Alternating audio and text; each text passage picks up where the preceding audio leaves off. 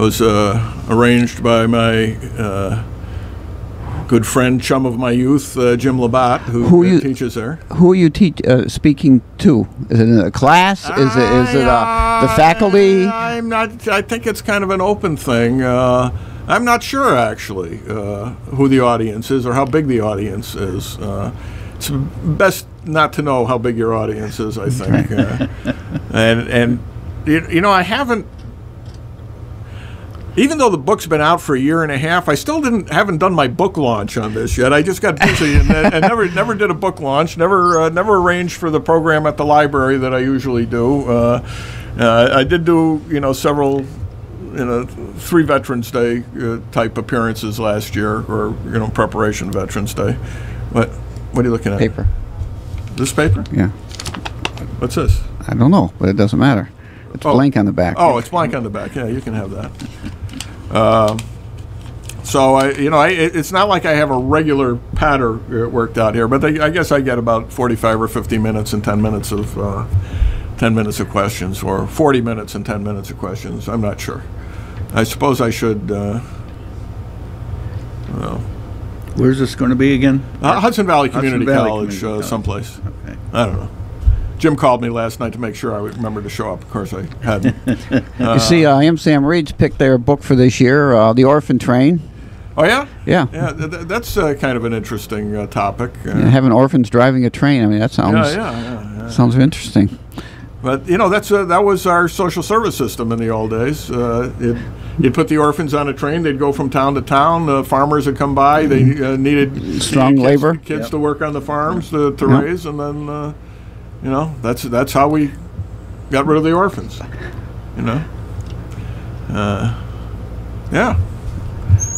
We don't need no stinking social service department. That's Anyway, of course, my book is Where Do We Find Such Men? Where do you find such books? Well, you find it available locally at the Book Hound and Old Peddler's Wagon. And I'm not sure whether the Walter Elwood Museum currently has a bunch of them or not. But in any event, also available if you're listening online. And by the way, if you're listening online, hi Louisa, how are you? I have to say hello to Louisa. Are you leaving, or are you just moving? Get that. Oh, okay. That's good Gloversville. All right. Okay. Gavin, thank you. Wait a minute. What did you write there? Did Amsterdam Reads do your book? Is that was the question? Yeah. I was not nominated. No. Next time. Is it mandatory reading at the high school yet, or no? No, it was part of the elective, so. Oh, it is? Elective reading. All right. Okay. Well, it's a good elective, so. See you All right. See you Wednesday. Gavin, thank you. Gavin. We'll see you again. Find where Diane is and send her in here, would you? Anyway, Jim. My chair situated here. Yeah. We got a phone call over there. Looks No, like we don't. No, we don't. Hi, Diane. Hey, Yeah, well, how you okay. doing? Anyway, so we'll talk a little bit more about that afterwards. We have another special guest here for our second hour, and some guy with a dog walking by. Yeah, he's trying to train him. Trying to train the dog? Well, jeepers. Don't you usually do that with newspapers and such? Well, I don't think he's trying to train him that way. Boy, we're sitting here kind of watching the Time Warner News Channel in the other room. There have been like 1,000 political commercials since we started this program an hour ago. I know it. And you know what? How many people does that influence on the last day before the election? I would say virtually none. I was going to say everyone is. They do this all wrong, you know. Yeah, everybody made up their mind already, or they should have. You know, when I. So why am I here? We'll get to you.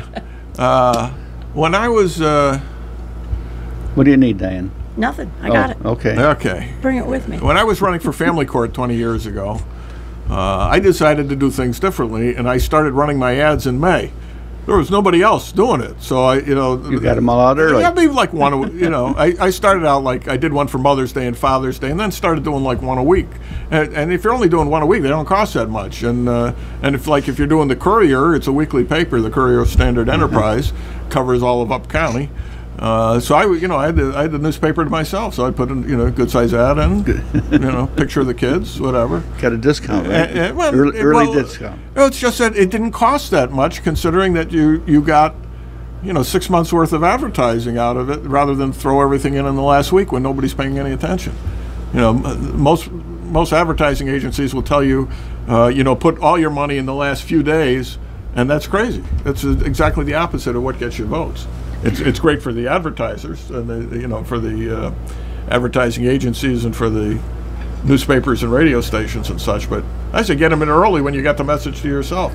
Do they charge more to advertise closer to the election? No, they don't. But I think you get less bang you get less bang for the buck when it's disappearing among everything else. What's a full page ad? And you could probably pick your spot too. Yeah. Well, that's true. Well, that's it.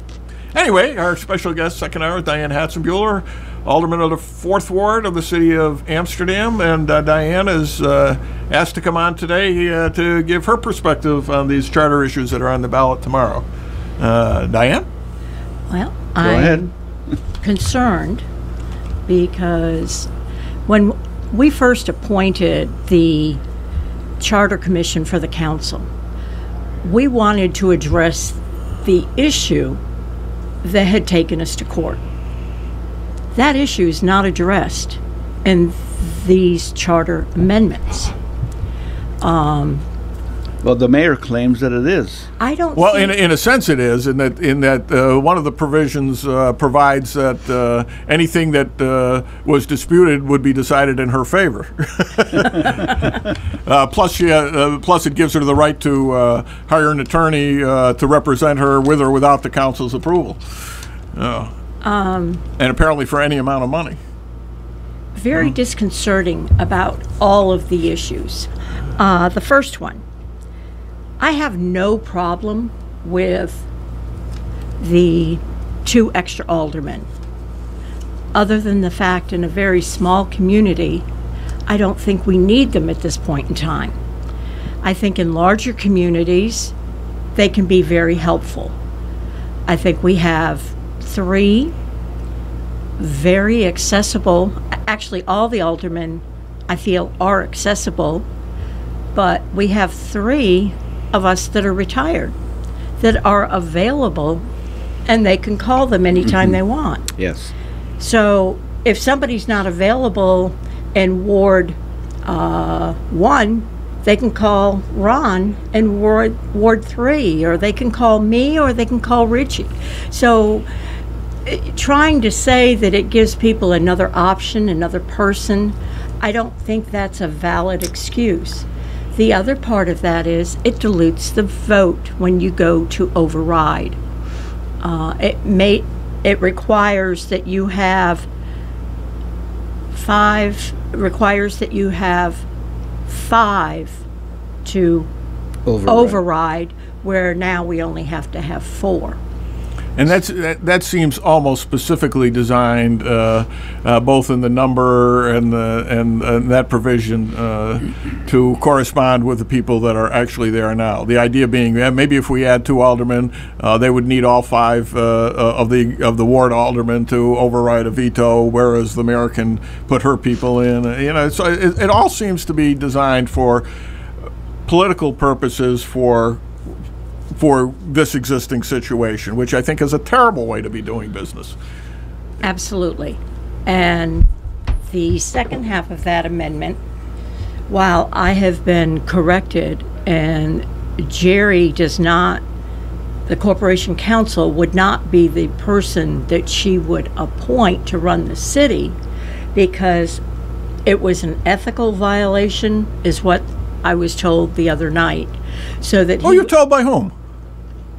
There's nothing in the provision that allowing her to appoint a deputy mayor that would prohibit her from making the Corporation Council deputy mayor. Nothing whatsoever. Okay. Then I take my thought back on that. Yeah. Because that would be her first point, because essentially he runs the city now. And she's all over the state. She's going to the mayor's conference. She's here, she's there, she's everywhere. And on the others, it's just taking the power, what little power we have, away from the council. And if you're not going to work with a council, then why do we need a council? Why don't we just appoint someone that's going to run the city the way she wants it run, and then that's the way it stays? Unfortunately, there are those groups who still believe that whatever she does is right. And I hold her responsible for a good portion of the problems that we've had with finances. And I don't know when we're going to be straightened out. And I mean, that's not to throw Matt under the bus, not to throw anybody under the bus. Well, it's been 2 years since Ron died, and all I've been hearing about is we keep having we hire this one, that's a solution. We hire that one, it's a solution. There have been 3 people hired and 1 elected. That's all supposed to be a solution, and it's now 2 years later, and we still don't really know what happened in 2011, 2012, or 2010, 2011 for that matter. The daily operations going forward since David came into office and then Matt came into office, those are up to speed. Going forward, we're okay. It's the backwards part where we have to submit the AUDs that it's requiring that they analyze and redo all that information to submit the AUDs. If those AUDs are wrong, and I've looked at the last one, and I can see there's many omissions on it. How can our daily operations operate if they don't know if they've got any money or not? I mean, are we on a cash basis? I mean, are we only operating on any revenues that are coming in that particular day? What's going to happen next week or the week after? Are we going to be able to pay our bills? The budget for the past 2 years has been running based upon the expenses of the previous year. That's how they've drafted the budget. Yes, that's normally how a budget is drafted. Right. What happened last year, we are hoping that we can do the same thing or a little bit less this year. But if we have so many homes on foreclosure, we don't have any taxes coming in. Right. How are we going to pay the bills? I mean, the taxes are predicated, yes, on that revenue that we're not receiving. Exactly. But we are receiving enough revenue between the increase in the water rates, the increase in the tax from the county, that we are able to offset some of the lost revenue in property tax. We also have the agreement with GAVAC, where we get an additional amount of money every year from them. I don't think that's right, but that was passed by a previous council. So we have sufficient revenue at this point in time coming in to take care of our everyday operations. And we're right in line. We analyzed the bus transportation last week. She is right where she's supposed to be for the drop in routes, drop in personnel. There was really no additional, well, there's additional Medicaid revenue coming in for reimbursement, but we're not throwing good money after bad. Matt and Cheryl sat down and came up with a plan, and it's called cost sharing, so that when we go and we pick up at these various entities, they pick up a portion of the cost to operate the transit system. Well, how much then is when you say it's right on target? Are you saying that we're right on target to be taking $200,000 out of the general fund to subsidize the transportation department for this fiscal year? Is that what you're saying? No, we'll be taking probably close to 155, but we reduced it from 350,000 last year. We cut 200,000 out of the transportation department by reworking the routes, by working with the entities to cost allocate, and we are right at the 25% mark for the first quarter on our revenues and expenses. Now, as a result of that, and they expect it to be going forward, we're going to continue to monitor it again, and we will have a meeting with Cheryl in January when the second quarter comes in. But we're going to continue with the transportation department through the end of June. And the reason that we told Cheryl to go ahead with that was so that she could do some advertising. Because right now, she can't get anybody to advertise because they don't know if we're going to be in business this week or next month, and they don't want to spend the dollars. The other side of that was she's also calling somebody from state DOT that will come in and help her setting up a flyer to put out, a little fold pamphlet that will have the schedules and what the rates are and this type of thing. And that will also drum up more business, hopefully. I feel it's going in a positive direction. It's not the drag on the general fund of the 350,000 that it has been. We've brought it down. It's only supposed to take 155, which is a $200,000 cut that Matt and Cheryl worked on deliberately to change what was going on in that department. So that is a big help right there. What does it cost? What's the total subsidy of each bus ride, state, local, and federal funds? I can't tell you. I don't know. The money comes from, it's coming from the people that we contract with. It comes from, you're right, the state and the federal. I can call Cheryl and ask her, and I can give you the information on Wednesday, but I don't have it today. But don't you think, when you're talking about the city being in a business, which it is, yes, that you really ought to know what it's costing? I mean, if for example, every person who rides the bus, say they pay $2 to ride the bus. I don't know what the fare is these days. I think it's $3. Whatever. So let's just say it's $2 to ride the bus. And if it's costing $30 to transport that person, how does that make any sense? Why don't you just give everybody a voucher for the taxi company and you save $24 a ride? You bring up a very good point. Public transportation is not supposed to operate at a profit. I would like a profit. It's a big loss. An absurd loss. It's a big loss. Well, I mean, it's nice that we're getting aid from the federal government. It's nice that we're getting aid Yes. from the state. Those are all nice things. But how much of this do we have to do before somebody says this is nuts? This is just stupid. We used to have millions of riders a year on our city bus system. We no longer have millions of riders a year on our city bus system. How much costing us the same to operate it? Yeah, it's costing more to operate it. Like I said, we're going to look at it again in January. We told her she could go through June. We will make a decision after we get the next quarter in. All right, here's what you do, Diane. Listen, this is very simple. You get the number of rides, okay? And I'm sure the bus system keeps track of how many people ride the bus every day, right?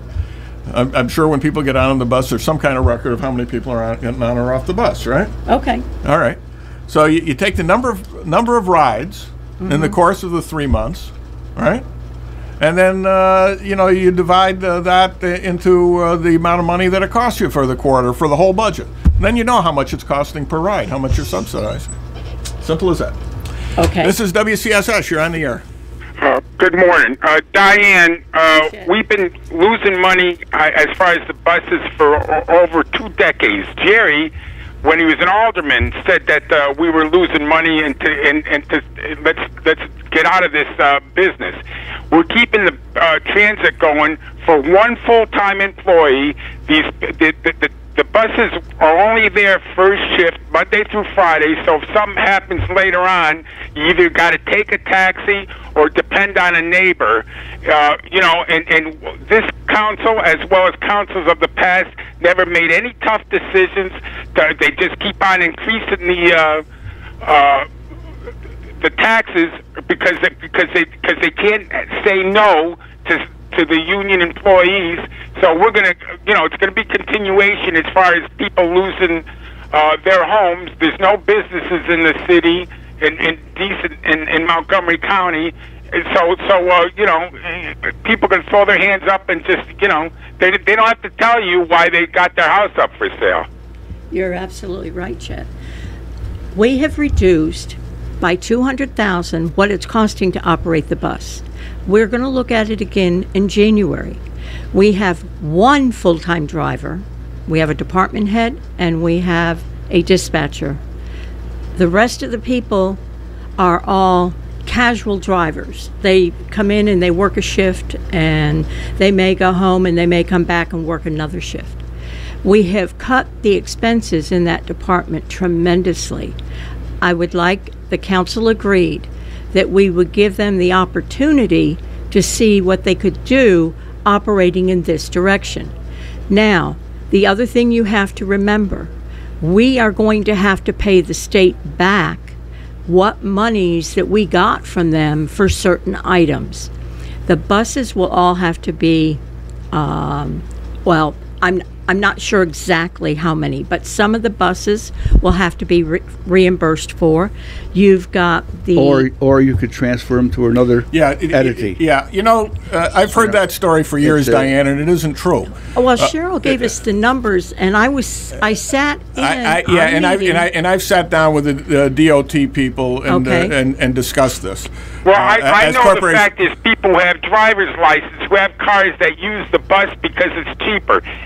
If I'm paying $5 for a gallon of gas and people are getting rides around the city for $2, there's something wrong. They're not paying for the maintenance of it, and there's something wrong with this. And you and the rest of the Republicans had a great idea. You had a plan. I don't want to bring it up again, but I will. As far as the Corporation Council is concerned, we still have it. And yet you worry about whether people are smoking in the parks, or you're worried about if the mayor's using her car to go over and to buy English muffins. What's going on? You bring up very good points, Chet.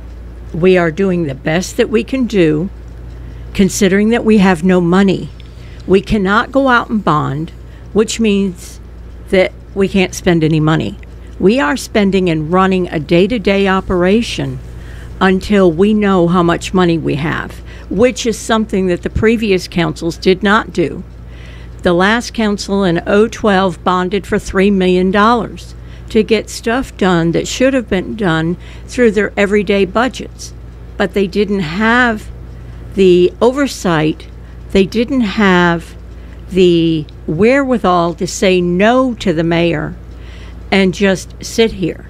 The only thing we are doing financially is we are waiting to get our final numbers, and then we will make decisions based upon those numbers. As far as transportation, it's, and I agree with what Bob says, but I also agree with what I heard from the state, and we're going to have to pay the state back for certain things like the paving of DPW. They had extensive work done on the building. Now the buses, yes, they can be sold to another entity, another governmental entity. And that's all very fine, well, and good. But there are still close to $700,000 worth of expenses that we have to pay back to the state if we shut down. So we have to look at it from both sides of the coin. And that's all I'm saying. Now, okay, then. All right, bye. Thanks, Chet. The other issue, there is a paragraph in the city employee handbook that was written back in 98 or 2000. And it very specifically says that employees can only drive the city vehicle for city business. And when I brought this to Jerry's attention, he informed me that the mayor was not a city employee. Oh, really? Yes, he did. He did not believe that she would be classified a city employee. And I gave him 5 different drafts of vehicle usage from other municipalities around the state. And I believe out of those 5, all 5 say and classify the mayor as a city employee and is to be used for city business only. Now, the driving home by stopping at Stewart's is one thing. The driving and shopping and going to Schenectady to shop on the weekends and going here on the weekends to go here, there, and yonder, and to transport her kids the way that she has over the years has been a clear violation of every municipal law that I've read in regards to putting your own family members in the vehicle, because it very clearly states that only city employees can be in the vehicle, or I guess maybe if you have a consultant, you're working on a project, you're taking him around, it's clearly business. So that can be addressed. As far as the smoking in the parks, that's something that's happening all across the country. And to be proactive, the council voted to take smoking out of the parks. If the recreation director would like to set up a certain area in the park where the smokers can go smoke, that's fine. But we're becoming less and less of a smoking society. So you got to reach a balance, and the balance always seems to go with a non-smoker. We'll make an accommodation for the smoker in another area of the facility so they can go take care of their nicotine fit. But back to the charter, or is there a phone? We got another call coming in here. Let's take the call. This is WCSS. You're on the air. Yes, I'd like to speak about the proposal number 4. Sure, go ahead. Charter. Go ahead. With the biggest argument I hear about the separation of powers is the fact that the mayor would then be able to appoint a deputy mayor. Can you tell me what powers and duties a deputy mayor would have if the common council would still appoint a presiding officer over the common council meetings? The deputy mayor would serve in the absence of the mayor. That's it. The deputy mayor would serve in the absence of the mayor, but according to the charter, the deputy mayor, in the event or the absence or incapacity of the mayor, the deputy mayor, as provided in Article 3 of the charter, shall act as the mayor and shall exercise all of the powers and duties of the office of the mayor, except powers to appoint and remove officers and employees, and to veto acts of the common council. Right. Right. Correct. So they wouldn't have the ability to appoint or remove anyone, and they wouldn't be able to veto anything. So in essence, they would just be a babysitter for day-to-day operations. That's Yes. that's not considered a day-to-day operation. Vetoing is not a day-to-day operation. Appointing an officer or another employee, appointment is not a day-to-day operation. That's a special operation. But the The deputy mayor would also serve with the complete powers of mayor if the mayor left the office. If the mayor resigned, was convicted of a felony, moved out of the city, or died, God forbid. That's found elsewhere in the charter, but that would also be the case. Yes, but that's also that's found under C-17 for vacancies of office. That's right. Yeah, very good. You're right on top of that. it. Special election will be held. That's Yes. right. That's right. Yeah, so the deputy mayor wouldn't really have become the mayor because they would have to have a special election, or the common council would have to approve or appoint someone to the office of the mayor from the same political party. Right, but what actually did happen in the past is that if the common council doesn't get around to appointing a mayor, the acting mayor or the deputy mayor would remain with the full powers of the mayor until replaced, which may not be till the next general election. if the Common Council can't otherwise agree. Correct. But the way the charter is written, that they still wouldn't have the ability to veto anything or hire or fire anyone. I think they would at that point. If there was a vacancy in the office of mayor, I think they would have the full powers of mayor as long as they held the position. If there was a vacancy, yes. Yeah. Right. Yeah. Yes. If there's a vacancy, they would have to be appointed. They would have to be appointed by the Common Council, is the way the charter reads. That's true, but if it doesn't happen, then the vacancy continues.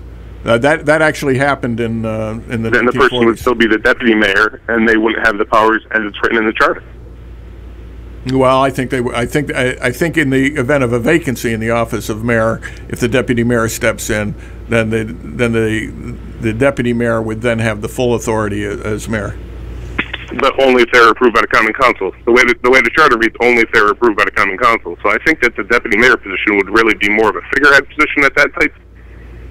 So anyway, so what's the point with respect to the provision that's on for tomorrow? What's your point? The point is, if you remove the mayor as the presiding officer of the Common Council and actually get separation of powers, what duties or what powers does the deputy mayor really have? If that's the biggest argument against the amendment, the deputy mayor would have all the authority that the deputy mayor now has, except for presiding over the Common Council. And the problem is that the mayor would appoint that deputy mayor position. And it could be anybody. Who could be anybody. And not subject to the approval of the Common 18 years Council. old and That wouldn't know That's the anything problem. about the local operation of the government, whereas the current council members and the current deputy mayor have the ability to know what's going on inside City Hall. And have been elected by the people. And have been elected by the people, and would be able to handle things that came up temporarily. If it was going to be a permanent situation because somebody became incapacitated, then you would definitely move to have an election and go from there. But the deputy mayor is currently appointed by their fellow council members. So that makes it, and they're elected individual, and that's the way it should be. I think pulling somebody in off the street or giving the mayor the ability to put Jerry in there to run the city on a temporary basis or whatever. her husband or her son or daughter. Absolutely. She doesn't trust anybody but Jerry, and that's my biggest concern. So. Okay. Thank you. I just wanted to hear that what the actual duties of the deputy mayor were, because to myself, it didn't seem like there was actually many. Thank you. Okay. Thank you. This is WCSS. You're on the air. I had a question for Mrs. Hatzenbuhler. I'm just wondering what the big deal is with the motorcycle group that's actually trying to help the community. What have they done to hurt our community? They have caused a business to... Sorry, caller, but go ahead. They have caused a local neighborhood business to lose clientele because her former clientele believe that this biker group is hanging out there and they don't feel comfortable going there anymore. Well, for those of you who don't read Facebook, do you want to explain what the heck you're talking about, Diane? Yeah. There is a biker group that is part of the 69ers, which are part of the 1%ers, which are the bad part of biker groups. And they bought the property at 11 Edward Street. And when they came to me, they told me it was going to be used for storage of their equipment, of their extra vehicles. He has a truck and a couple other vehicles. He's got a limo. That's that big former chemical company Yes, building? yes. And he said that's what it was going to be used for, vehicle storage. Then I find out that he started up a biker group, and these are people, some of them have come from the Troy biker group that doesn't exactly have the best reputation. Yes, right. They have a lot of problems in Troy, and we don't need those problems coming into our community. We have enough problems without bringing in outsiders to stir the pot. So the gentleman that started this group has now converted the upstairs rear portion of his warehouse that he bought for vehicle storage into a clubhouse. He's built a bar up there, this, that, and the other, and they have their meetings up there. It's disturbing from the standpoint that we can't afford to lose good people in our city, and that's what's happening. We have too many of the good people that are moving out. This is just another excuse for them to use. They don't want biker gangs in the city, and it has nothing to do with being a good group. They're not associated with the group that does all the veterans parades, that works with those individuals. This group is not part of that. Okay. This is WCSS. You're on the air. Yes, I just asked a question about the motorcycle club, and I got hung up I'm on. sorry. My fingers slipped and I bumped you off. I apologize for that. Have you been listening to Diane's answer? No, I don't have a radio where I'm at. Ah, okay. Oh, sorry about that. Okay. Do you have another question? No, I just want to know about the motorcycle club mainly. I mean, they're doing good things for the city. I happen to know many things about them. I've done a lot of research, and the fact that you say the local bar is suffering because of it, I frequent that bar numerous times a week, and I don't see any suffering because of the motorcycle club. Well, and what good things are they doing for the city you just alluded to? Just the fact that they, when they had tried to have their coming out party, they raised all that money for wishful thinking. how much money did they raise, and did wishful thinking receive? I'm not sure on the exact figure right now. I can get that information, but that would be. I know it was also impeded by actions that people were taking that day. And but I do believe they were justified actions. I don't think that if they were a legitimate group, the state police, the undercover police, and everybody else would have been crawling all over our city if it was a legitimate, do-good biker organization. And I'm sorry, I just don't support this particular biker group because of the way that things have transpired with the owner. He outright lied about what he was doing with that building. And going forward, I don't accept anything he has to say. And the fact that he has been on my property trespassing, or has had somebody on my property trespassing, taking photographs. Okay, but you yourself have been on my property trespassing. No, I have not. I have video proof of you. I mean, I'm not talking recently.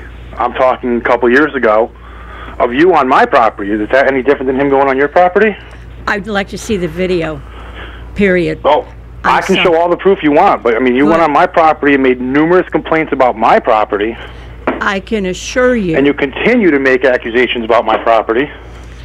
I have to assume this is Mr. Bartasini then? No, this is not Mr. Bartasini. Then it's Mr. Stearns? This is a Stearns. It's not the one you're thinking of. Well, I don't know what you're talking about. Your first go-around trying to run for alderwoman when you came on my property and complained about unregistered motorcycles, unregistered vehicles, a pool, no railing on my rear steps that hadn't been there in 30 years, 3 power meters on my house. That's just a small list of the things you complained about. Sir, I can assure you whatever I complained about was from the street, and it was not going around to the back. So how do you know a motorcycle is property. unregistered if you don't go on my property because it only has a rear license plate? I don't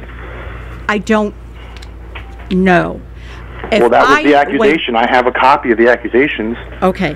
What you can have is a copy of a complaint that was filed. It doesn't necessarily have to have been filed by me, and it could have been filed by someone else. No, I got word from City Hall that you were the one making all the complaints. Well, you know, sir, I don't know where you live. My family's been public servants their entire lives and never had issues until you came around. Okay. So I mean, I'm just trying to, weed out the problems here?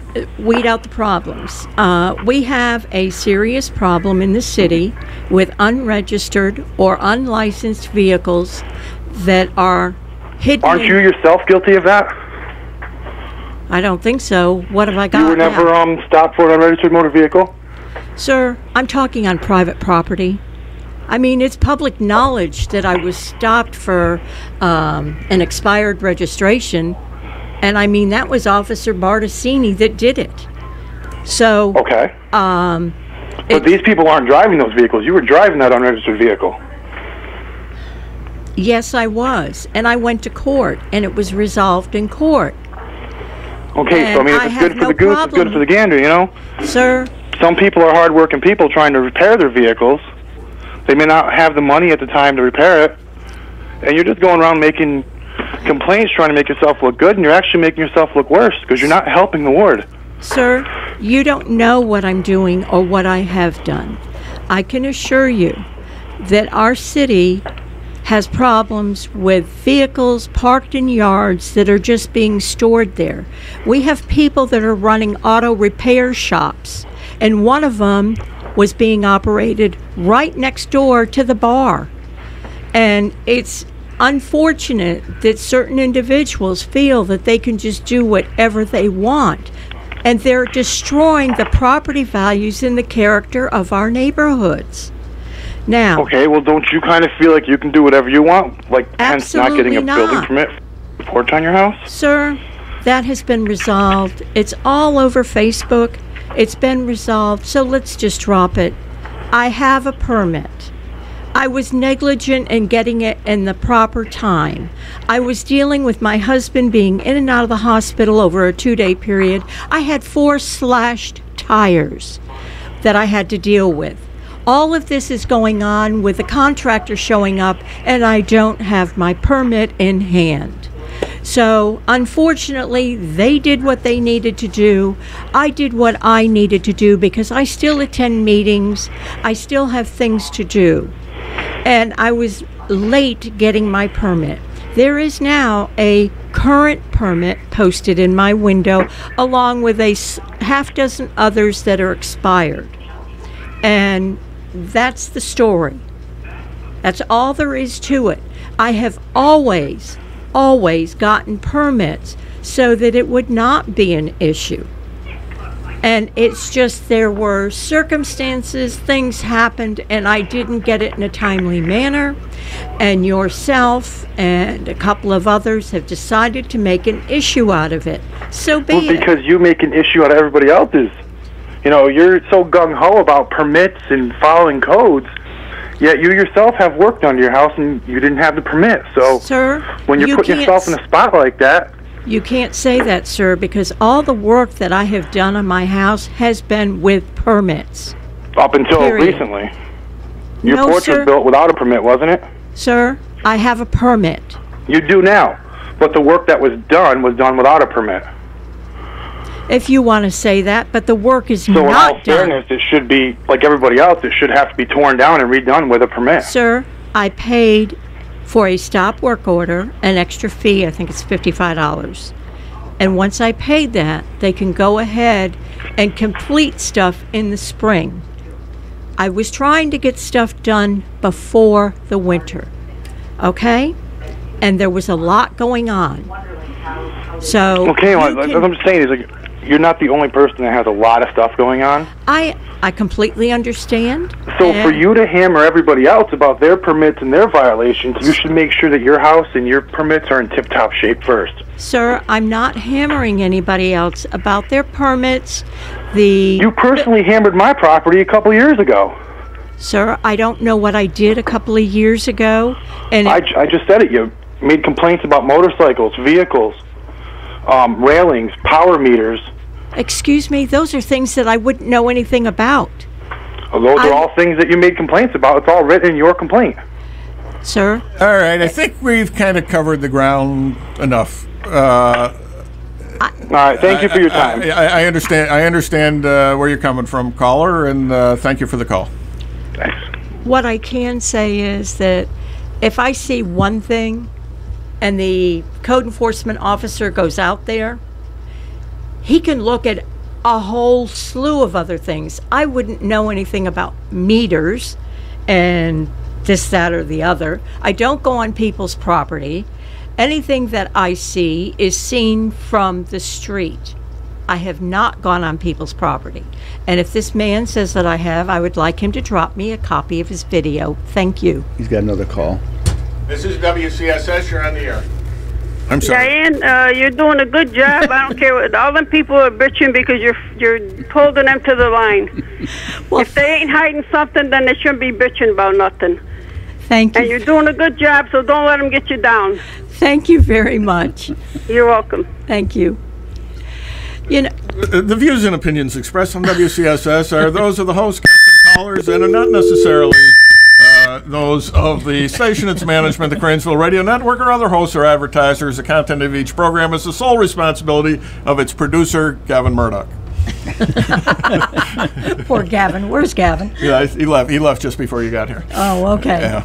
We got to blame it on somebody. We got to blame it on yeah. him. Anyway, I originally came on to talk about the, what did I come on to talk about? Charter changes. Charter changes. Yeah, yeah. You got more to add to that? Yes. Just Please vote vote no. no. Please vote no for all 5 of them.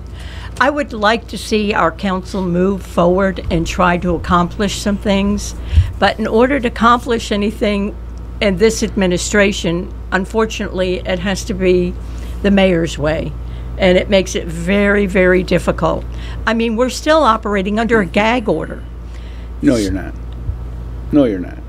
We're not? No, you're not. That is an illegal order, so you don't have to abide by it. You just ignore it. Would you tell city employees, new department heads, that they don't have to abide by it? No. She did reissue it. Actually, Jerry reissued it. She just changed a couple words. And he changed a couple words in it, but essentially, it's still an illegal gag order, in my opinion, because certainly it is. We cannot do our jobs if we can't go talk to the fire department, go talk to the codes department. You can go talk to anyone you want to talk to. You can go talk to anyone you want to talk. If the mayor wants to remove a department head for talking to an alderman, it would have to be the department head would have to be brought up on charges, which would then be heard by the Common Council. So I think if the Common Council speaks to a department head and the mayor wants to fire the department head or punish the department head for talking to the Common Council, that would end up with a very interesting conundrum, to say the least. It would. To say the least. Well, the department heads are required to attend every Common Council meeting to answer your questions. That's why they're there. That's right. If you can't get their answers during the day because the mayor prohibits them from talking to you, then I'd say as soon as those cameras are on, start interviewing your department heads one at a time for however many hours it takes. And that will put an end to the situation very quickly. And I would ask you to do one thing. What? For me. Yes. When a resolution comes up, have the resolution read. I agree. And I have talked to Susan about this. You don't have to talk to her. When the resolution comes up, Susan, read that resolution for me. Okay. Every resolution, because I don't see You're sitting at home, you don't know what's going on. And I don't care if it takes you 3 hours or 4 hours to go through that council meeting, read every one of those resolutions. And if the mayor says she doesn't have to do it, appeal the ruling of the chair. That's right. If it's a very long resolution, can she give a synopsis? Well, she can give it a synopsis. Whatever you decide. Otherwise, it has to be read in its entirety. Yeah. Okay. And the mayor cannot direct you. You meaning the Common Council. Yeah. Right. Yeah. The mayor presides over the meeting. The mayor does not control the meeting. The mayor presides over the meeting. If you don't like the parliamentary ruling of the chair, whatever Robert's rules say, it doesn't matter. The Common Council makes its own rules of procedure. So if the mayor says that's out of order, you appeal the ruling of the chair, and if you get the majority vote on the Common Council, then the chair's ruling is overruled, and you go on and do whatever you wanted to do. Well, we do have in our rules that when the public speaks, we do have the right to respond. Exactly. And I think it's either for 2 or 3 minutes we can respond. Well. And explain to them briefly what the issue is, especially if they're from out of town. Yeah, you don't have to go into a big debate about things. You just explain your position. And the thing to do is you talk to Richie and let Richie talk to her another 3 minutes. Oh yeah. And it doesn't matter. It's your meeting. If you want to speak for more than 2 or 3 minutes, then just appeal to your fellow members of the Common Council to temporarily abstain from the rules on the subject. I did that when I was a resident last year. Yes, I remember. Because they kept gaveling me out. Yeah. And so I asked to poll the council, and the council allowed me to speak. That's right. And you have even more authority to do that as a member of the Common Council. Okay. Let alone the deputy mayor. Well, deputy mayor, all I do is when she's not there, I chair the meetings, and that's the extent of it. If an emergency happened in the city and she's not available, you would have to make that decision. The thing is, she goes out of town all the time and never tells anybody. Well, the only way we find out about it is a day or two later. The one that's in charge, they're going to call Jerry. No, that's not. I agree, it's not proper, but that's what happens. Well, they can't take orders from Jerry. They can take orders from the deputy mayor. Okay. Jerry should not be in the picture at all, unless the deputy mayor calls him and asks him for his opinion. Okay. And I don't mind doing that. It's just that you got to trust whoever you call, and because he represents the mayor, it leaves us without an attorney and without confidence in him. Well, as you can make attorney. the decision. You can make the decision on your own. You don't have to. Oh, I know. I'm capable. I had to do it a couple times. And you do what you have to do. I would one last thing. I would like to remind everybody to vote no on all 5 of the city amendments for the charter tomorrow. They were not what we intended when our group sat down to sat down to write the charter amendments. There is still no resolution to what happens when you override her veto. Then what? Oh, there is now. In her things, she wins. Yeah. But currently, if it doesn't pass, what happens? Because state law is very clear on the subject. And state law says what? If you override her veto, then the original question is in law. Then the resolution is passed. The one thing that, and I'll just throw this out there, is everybody thought that we had contracted with Joe. We never did. We simply said he was going to get a contract. He was never the issue at the golf course. Neither was Laura. The issue has been the grounds maintenance. And you don't punish an individual for somebody else's lack of performance. I gotta say one more thing before we get off the air. Whenever a department head or the mayor or anyone else in the city buys something or contracts with somebody without the approval of the council, they're responsible for that debt. Oh, okay.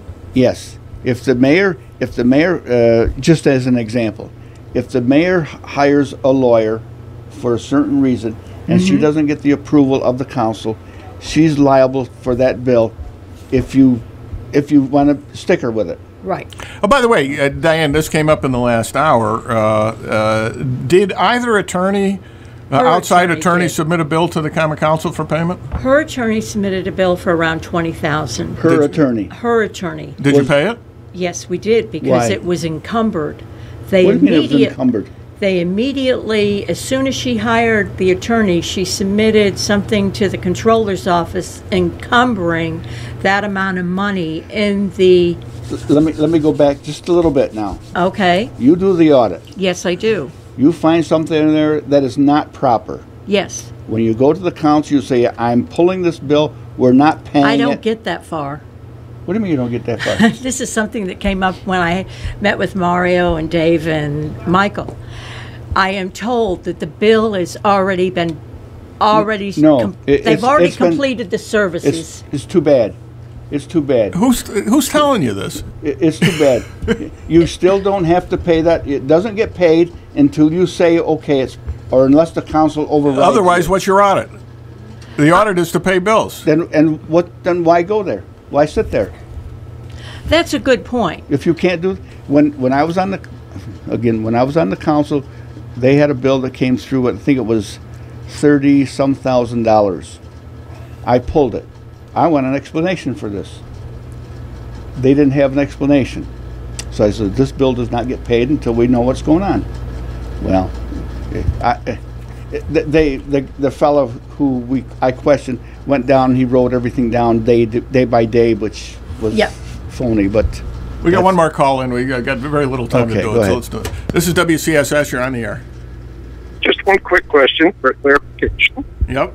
The man said something along the nature of a golf course. I didn't hear that. It wasn't the Laura, it wasn't the Pro, but it was maintenance. Yes. Could you describe basically what you meant by that comment? Golf. And I'll hang up. Thank you. I'm talking about the maintenance of the greens and the golf course grass. It's disintegrated is all I can say. Everybody is in agreement. They have brought in people from Robert Trent Jones out in California. He has submitted an assessment. The problem has been with the maintenance of the course, not with the golf pro or with the concessionaire. And are you saying Jones came in? He did come in? The president of the Robert Trent Jones Corporation in California flew in and did an assessment. Oh, yes. We all had lunch with him, and very nice. Okay, Diane Hatzenbuhler, Vote Deputy no. Mayor and 4th Ward Alderman, says vote no on all 5 city charter propositions on the ballot, and we agree. And we'll be back Wednesday with the results of all this and our pertinent analysis. I'm Bob Going with Jim Nikosha. Gavin Murdoch will be back with us again on Wednesday. Vote early. This is The Show with No Name on WCSS 1490 in Amsterdam, New York.